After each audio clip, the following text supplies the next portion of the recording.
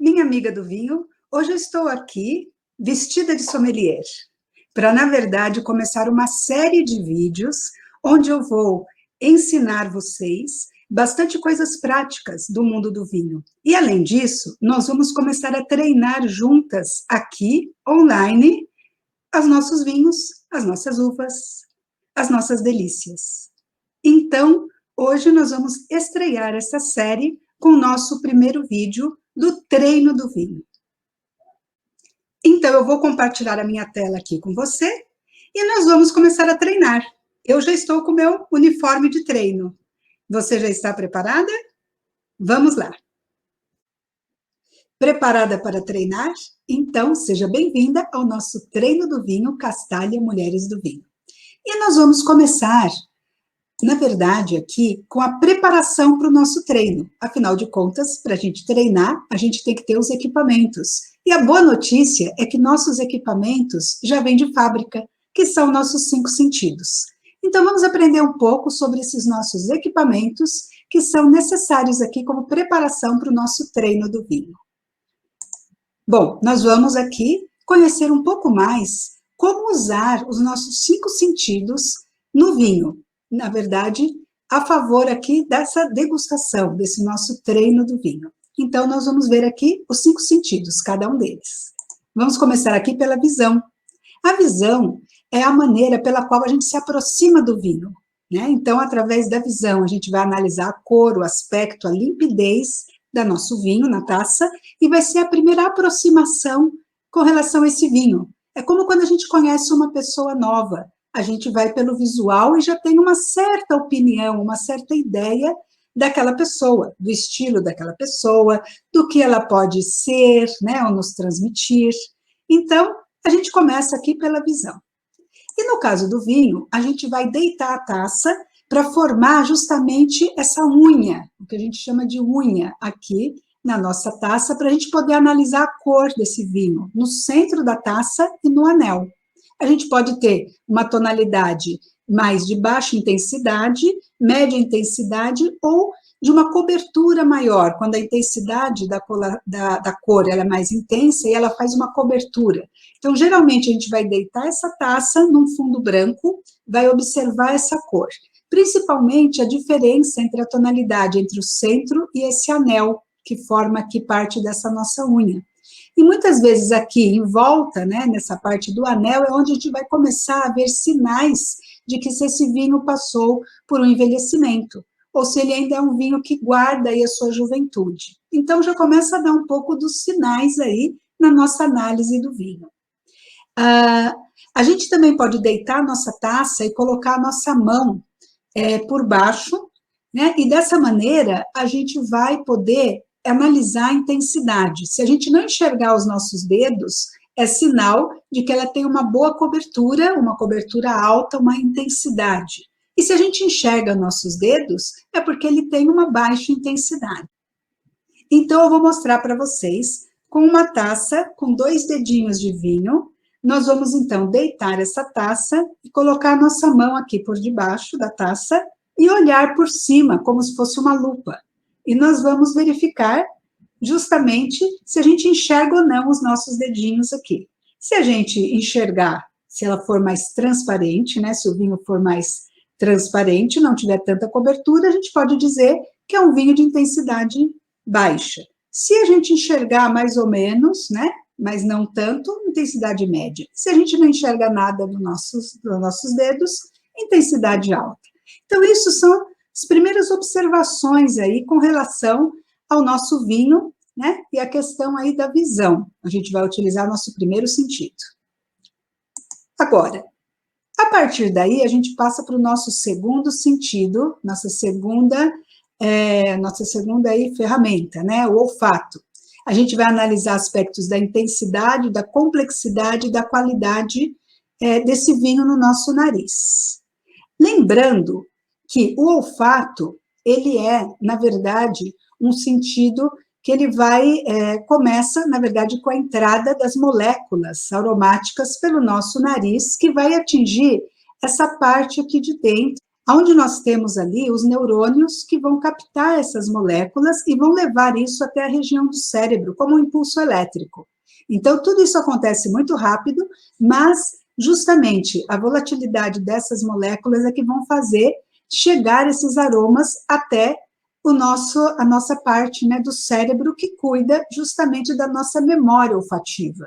Então, aqui ampliando um pouquinho, né, essa parte, a gente percebe aqui como que esses aromas, essas moléculas chegam até ali e vão sendo encaminhadas através desses neurônios. Então, é muito importante que na hora que a gente esteja com a taça na mão, a gente realmente aproveite esse momento para colocar nosso nariz dentro da taça e sem vergonha e sem medo de ser feliz, colocar mesmo o nariz inteirinho e aproveitar que essas moléculas estão volatilizando para poder levá-las até aí a nossa memória olfativa, até a gente recuperar aí na nossa biblioteca que está ali no nosso cérebro esses aromas e o que eles nos lembram. O nariz também, ele tem uma conexão muito grande também com a boca, então a gente também sente aromas na boca.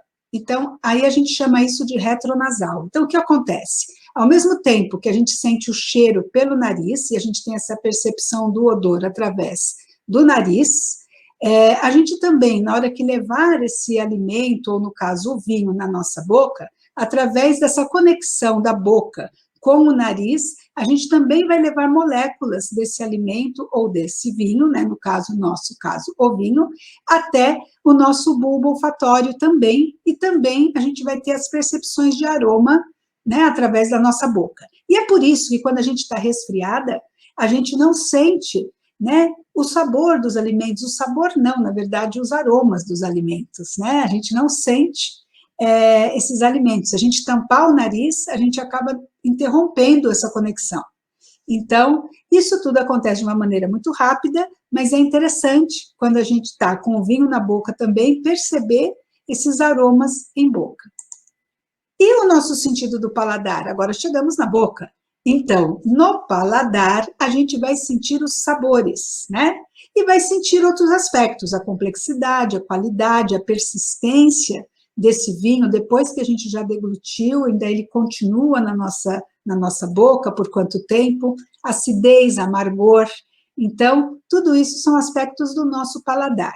E falando em sabores, né? Os sabores nós vamos encontrar na língua. Nós vamos encontrar, basicamente, os sabores em toda a nossa língua.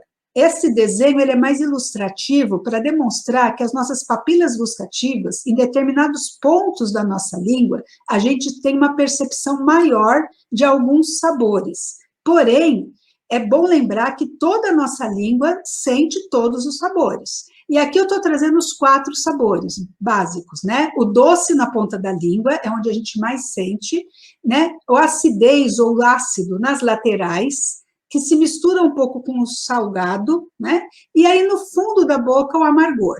Existe um 5º sabor que foi descoberto por um cientista japonês, que é o umami, e ele diz respeito à saborosidade dos alimentos. E aí o umami, você sente ele também em toda essa língua, em toda a sua língua, tá? Mas para efeito aqui dos nossos vinhos, vai ser importante a gente ter em conta essas regiões para a gente prestar um pouco mais de atenção nessas regiões quando o vinho estiver passando pela nossa boca.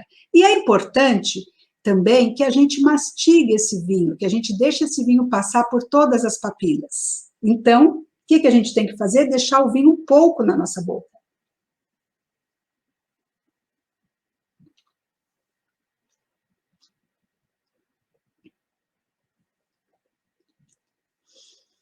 Eu sempre digo que você deve mastigar o vinho, você deve comer o vinho, né? Para você poder sentir ele passando em todo o seu palato e você poder prestar atenção nisso e sentir em cada região se esse vinho apresenta esses aspectos e em qual intensidade.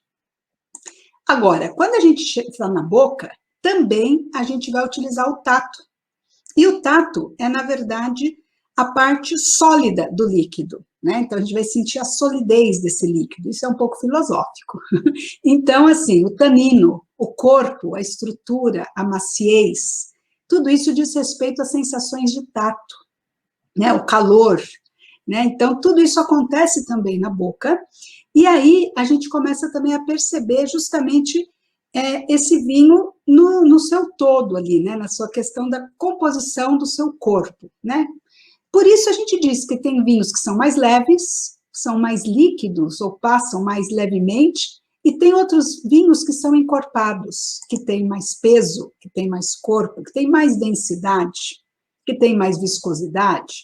Então, o corpo, claro que é uma sensação tátil, né, uma sensação de pele, lembrando que essa sensação tátil também envolve aqui nossos neurônios, né, nessa questão de pele mesmo, né, de sensação de corpo. E uma das coisas que é interessante, que acontece já lá no visual, mas que se vai confirmar, na verdade, em boca, é a questão dessa densidade do vinho. Os vinhos mais densos, eles geralmente apresentam as lágrimas que escorrem nas paredes da taça. Os vinhos mais leves têm lágrimas mais aguadinhas, por assim dizer, né? E os vinhos mais encorpados têm lágrimas mais viscosas, descem mais lentamente pela parede da taça. Isso a gente vai perceber no visual, mas a gente realmente vai ter certeza disso na hora que a gente tiver sentido o vinho na boca, através do tato. E, por último, a gente tem o sentido da audição, mas por que a audição? Vocês podem falar, mas Lilian, audição no vinho? Bom, no vinho eu não sei, mas aqui na Castalha, as mulheres do vinho adoram celebrar os nossos encontros. Então, a gente adora utilizar o sentido da audição para fazer o nosso brinde final e celebrar o nosso treino e o nosso momento com os vinhos. Então, nesse momento, é o momento do nosso tintim. Tintim para você, minha amiga do vinho. E com isso, nós terminamos esse primeiro vídeo preparatório do nosso treino do vinho da Castalha Mulheres do Vinho. Até o nosso próximo vídeo.